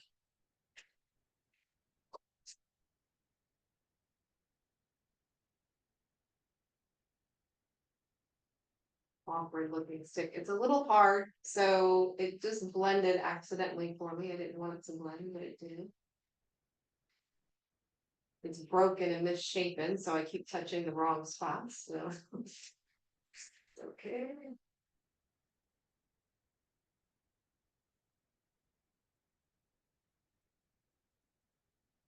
Now it's not my friend. It was my friend. Hold on.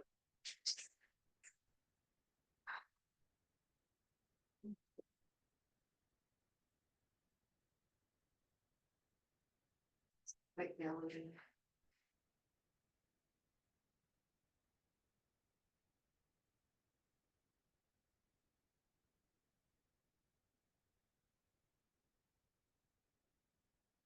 Oh, this is really tempting, and I'm gonna have to hold off. I really want to make that little bushel of grasses right up front there. I'm gonna wait. If I do that detail, I'm gonna be fighting that detail. So I have to step back. Make sure you've stepped back recently. It's already 10:40. So if you haven't stepped back, step back. Take a look, see where you're going. See what stands out, what doesn't stand out. Now that you have, if you're like me, I have a little bit of light there, I can come back with a little bit of dark, and then that light makes a nice new color for me, so I can color correct some things. Got that mauve back in my hand. Here we go.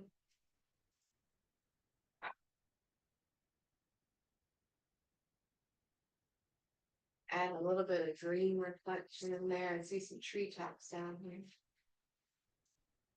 There we go.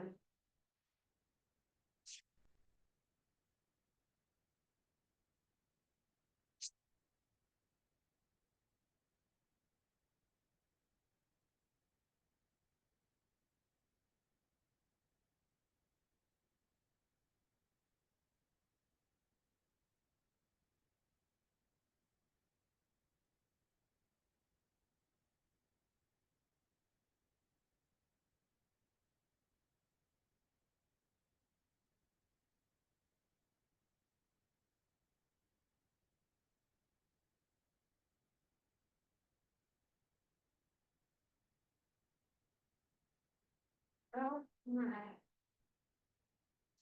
So just that little gentle drag on top, a gentle pull, will create the effect of grasses and texture, if you will. If the edges are too much, just tap it with your pinky. Try not to blend in things at that point, because then you really lose that. All right, I'm gonna make my way down. This section isn't quite finished, but I wanna give it a rest. Come back to it.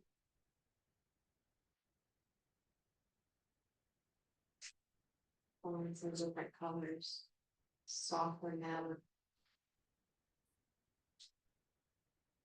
Forgot to put that reflection in. Whoopsies.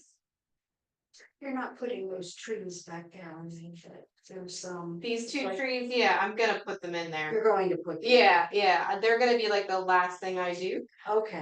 because they're so tiny they're skinny. And Mhm. those lines will be a pain in the butt to try and recreate if I have to paint around them, it'll be too much. I'm gonna work on this little area for a minute down front. Some greens in there.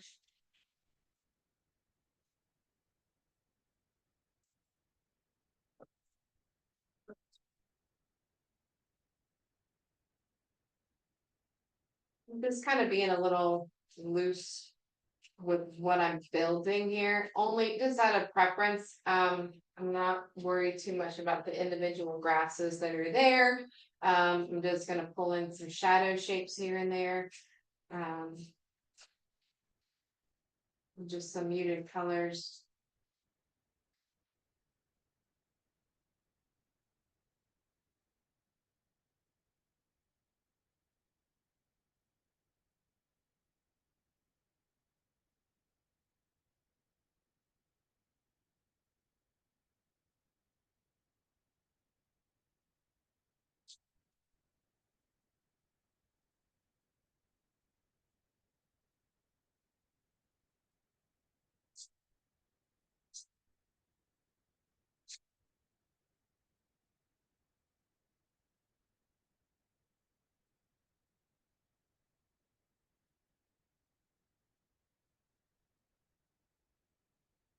So I have a lot of colors in play and I'm, tentative to pull in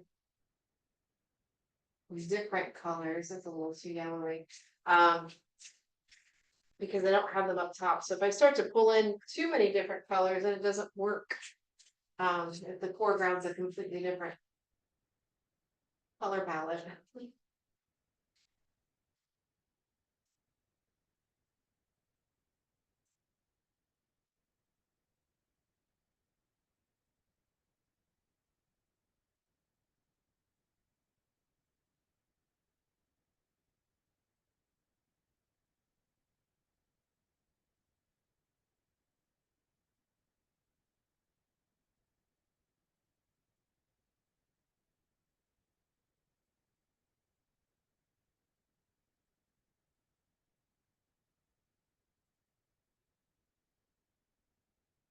Oh, nice. Now that really works. That really works nicely there. Oh, well, okay. Yeah.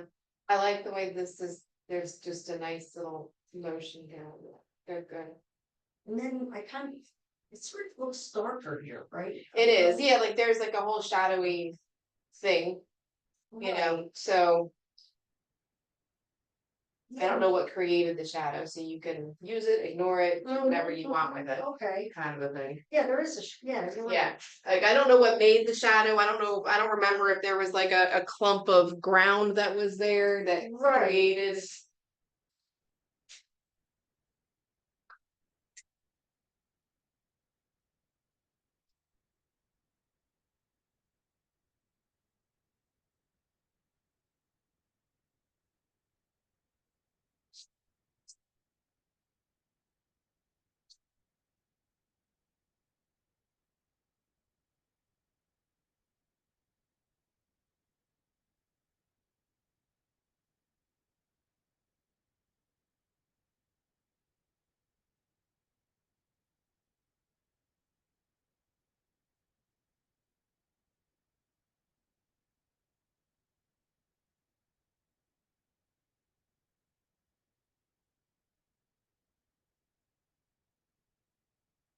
Using that rolling technique to get some of those foreground grasses that we can, because those foreground grasses can be a little more substantial because they're right in our face, kind of a thing.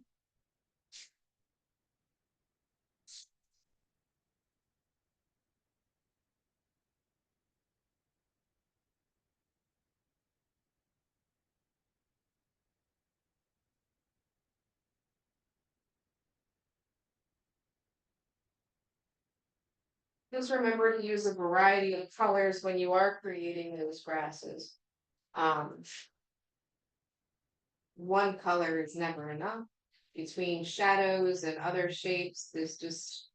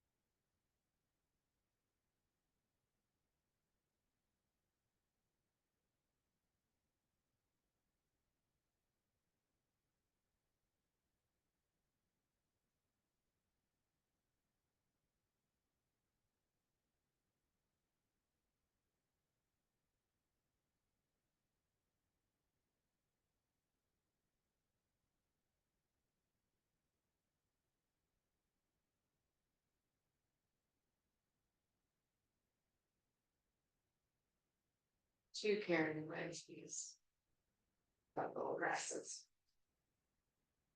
It's easy to do. It is easy, like you just, oh, I want to add more, add more. Right, this looks. I'll put more. Right, this is so good, I'm gonna keep going.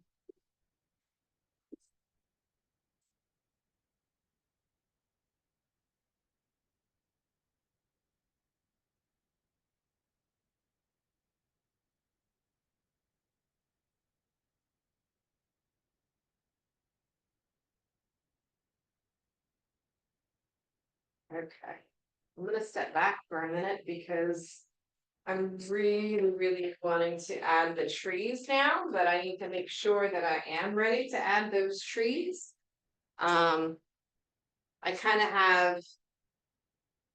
I have to decide if I like that. Those foreground grasses maybe need to be toned down just a touch. Got a little excited.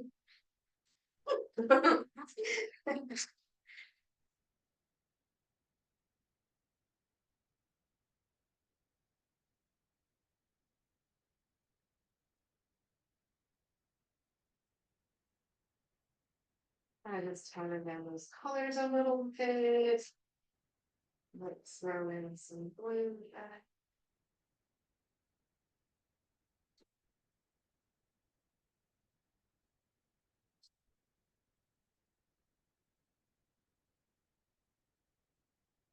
The fun thing about, the water's edge where there's marshes and stuff, you can bring that water all the way out. 'Cause that's how marshes do, they seep. That's true, they do. They Yeah. just flow, and Yeah, if you They went just there push. 3 days later, right? it'd be a little different. Yeah. So I'm just kind of pushing that blue and making a water pail. I combined it trail and path in one, so I made it pale. Oh goodness, my brain is misfiring.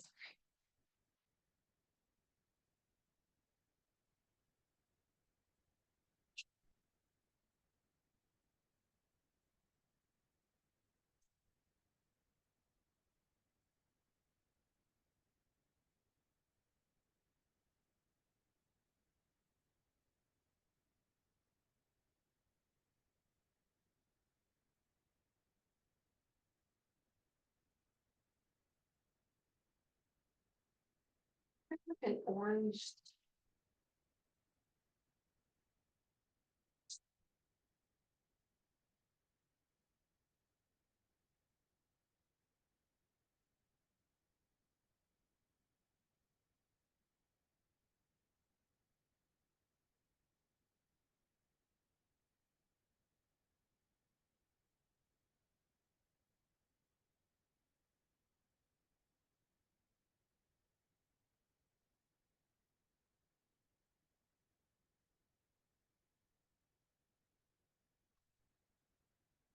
Coming back again.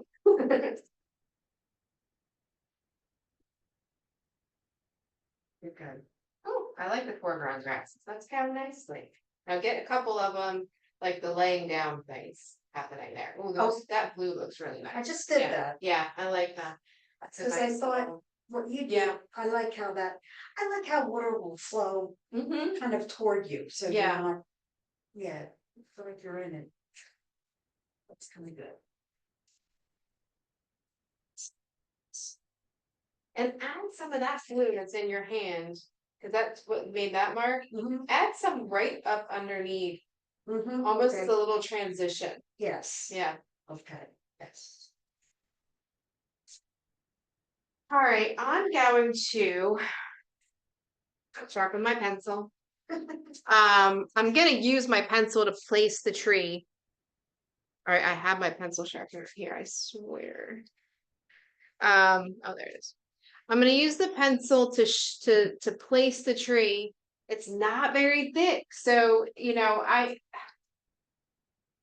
will probably use some other hard sticks to just kind of tap different colors on it. Like there's a little bit of like a lighter reflection on one side, but in the water it's all dark. It could almost just be pencil marks all throughout.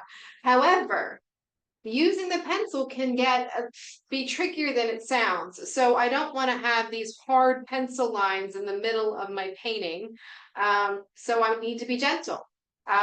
So in this case, to be gentle, I'm still using my HB regular school pencil, because you can be a little gentle and it'll grab that graphite without you having to dig. So you don't want to dig a path. See how this goes. And if you don't like it, you can always take it away. So go slowly. I'm going to put this picture on the other side so I can see what the heck I'm doing. And put the readers back on. Oh yeah, there's a lot of light in that. Okay. I'm going to do...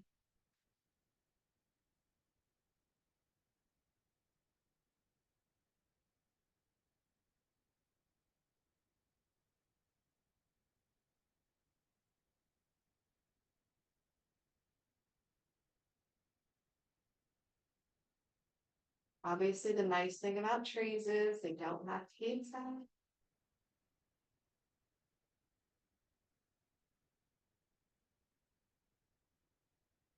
Start off facing all of those fatter branches.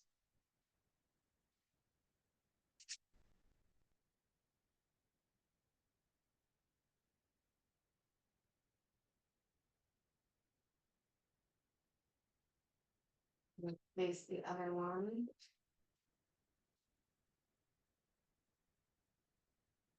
I'm really, really lightly holding the pencil. I'm not pushing at all. I just want it.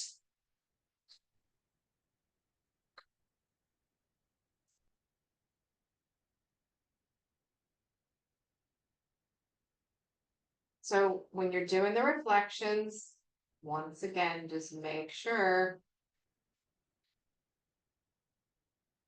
Don't just go by your photograph, go by what you drew. You might have changed a couple of things. So you want to make sure that they kind of match up a little bit. I'm going to keep going. I think what I'm going to do though is, of course, now I see all these things in the photograph that because I put my readers on. Now I can see it. Sorry.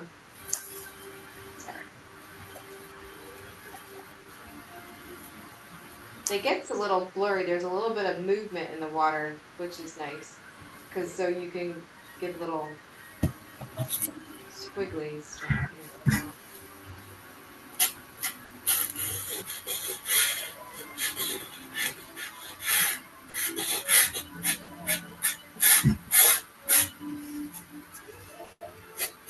I do like the pencil for up in the sky. I can certainly add to it, but it's nice.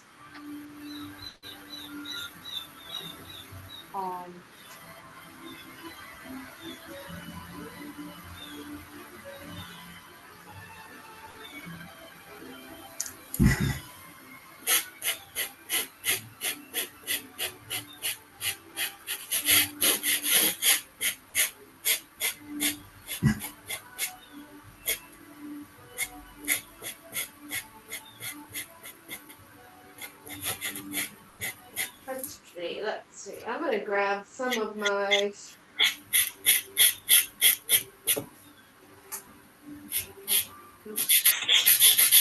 this is it's always so funny because I get, the pencil lines get really tedious and I stop because I just don't feel like doing them anymore. So you kind of have to keep going.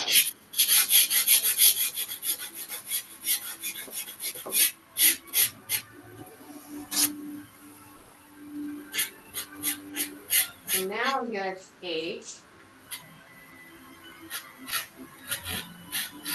a round stick and go along at the base. Oh, it's a little too.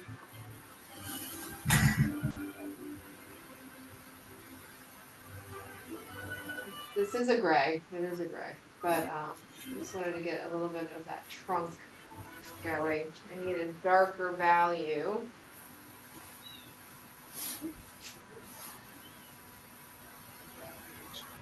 I don't want to go with black. That's what I'm trying to avoid for a minute.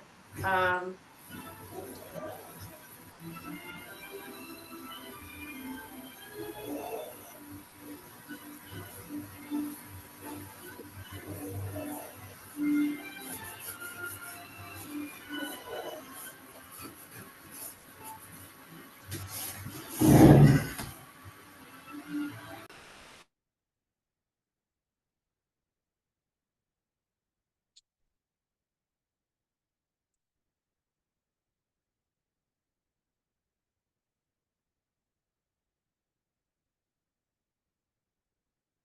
be a nice deep blue-ish. It's probably gonna be too much.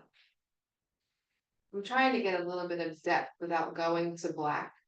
Because I have no black in this painting and I don't want it to go too far. So this is a really deep blue. I'm digging it.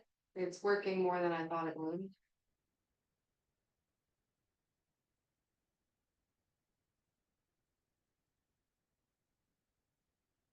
And then I can add some of those other colors to it.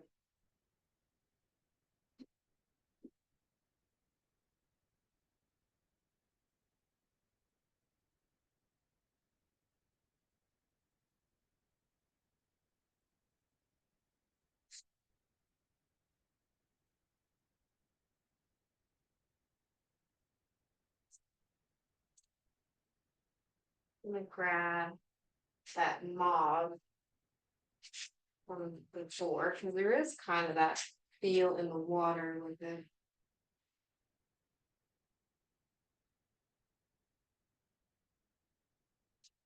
And then it's got these nice little highlights. They're kind of, I don't want to go too pale because if I go too pale, they're gonna look wrong.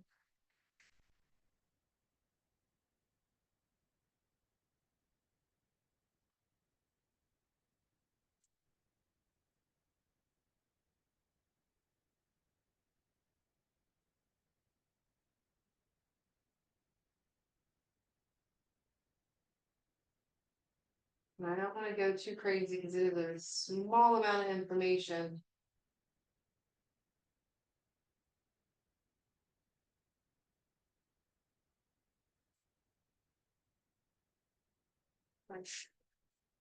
Okay.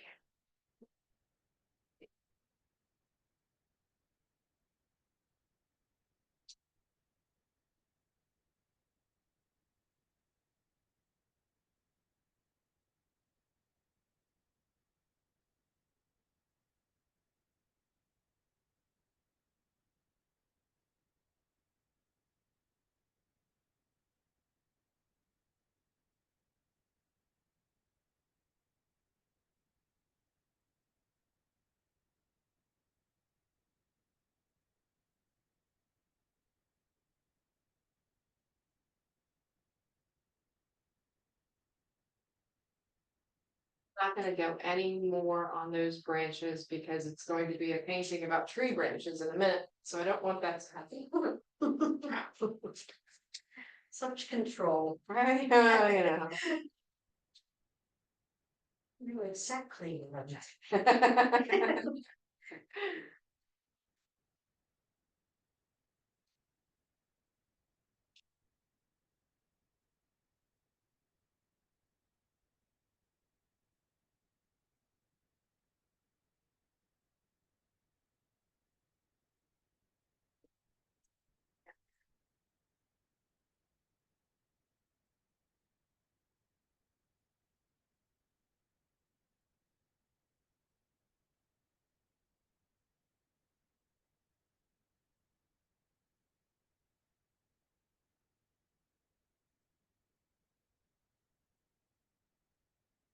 Really step back.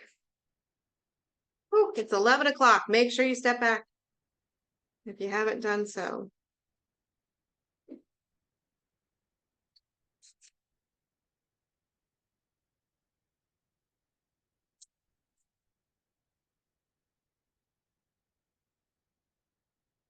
something little to it, because I don't know what to do, just sort of play. Well, let's step back for a minute and let's decide if there is anything that you need to do. I really am liking your foreground. I like those grasses there. I like the marsh grasses in the background. I would like to see some variation in this strip. Okay. Whether you put some of it taller, Mhm. it's a very nice pattern right now. So whether you make some of it taller or some of it shorter, like it definitely looks like one's going like it's coming in and going that like that kind of a thing. So you can either make some of it taller in or just gently lay in some of that pale color in front to make those trees just to break up that solid line. Right, right. So if you put some of that like a pale, even like you could almost do one of those because it's going to be pale in front and then just do a little foam. Or tell you to do that. No, that's not going to be light enough.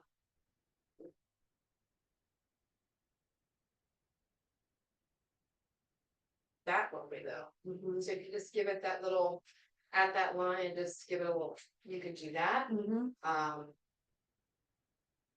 So yeah, that's the only thing that I'm like, I'd like to see different. The rest of it, I really, you I'd know, like to, nice so looks. here, it looks kind of Yeah, messed up. I wanna, it doesn't, because it's hard to see what this is here. right. It looks like it's the grass is really deep into the water right there. It looks like a So- big reflection. Yeah, So, there's definitely a reflection underneath, and there's not a lot of grasses exposed on top. But it is closer to you as the viewer, so you can have a little more detail at the top. Maybe even, I would almost kind of just, the reds, just don't take it out, but go over it a little bit, maybe with the green, just to kind of settle that mark, mhm, because it is right there. Yeah. okay.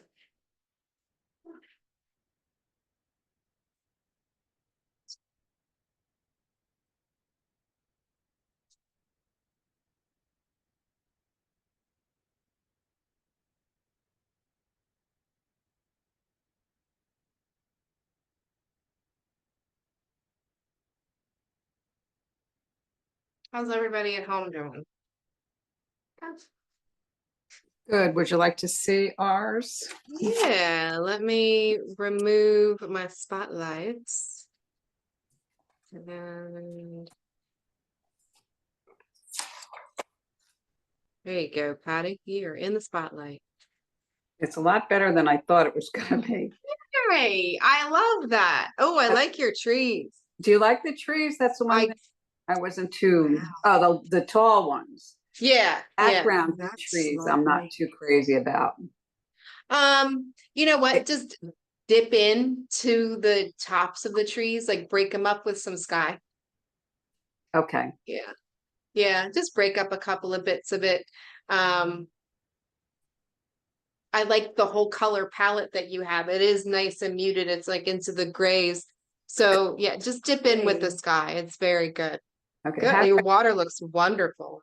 Thanks. Yeah, well, that was fun. I didn't think it was gonna come out as good as it did, but I will fix those trees in the back. Yeah. Thank Yay. you. Thanks. Lovely. Oh, there we go. Hold on. Let me. You are muted, Jeannie. I muted you before because there was like I could hear you blending. Unmute myself there. There you go. Now I see me. Okay, let's see. Nice. Oh, I see clouds. Yeah. Oh, well, yeah, I keep doing that to the skies, but I'm way behind you. But then I'm That's taking okay. my time and watching you, so I'm trying to take it all in. So yeah, I can't wait to do I'll finish it up during the week.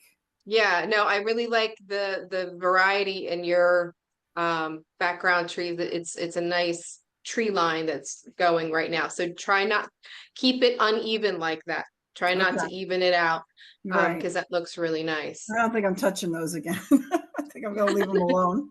Good. Yeah, I'm just That gonna leave works them. too. Yep. that Good. works. Good. Where's the spotlight?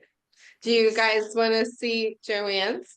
Yes, Sure. of Yeah. course. Mhm. Let's spotlight. She's like, no, yes. Come along. Hold on. I'll spotlight. You can bring yours up. Should I just bring? Yeah, just bring it forward. There you go. Let's turn it around. Here we go. Like so. That's Oh, very Joanne. nice. Wow, very nice. Very Right? nice. Mm-hmm. Yeah, I really love like her water and her these. foreground is looking Uh-huh. wonderful. Yeah, that it is. And the background trees too. How did you do that? Yeah, if I knew. Right. Uh, All right. So I'm gonna stop the recording because that's all the lesson for here, but we'll keep going. Hold on.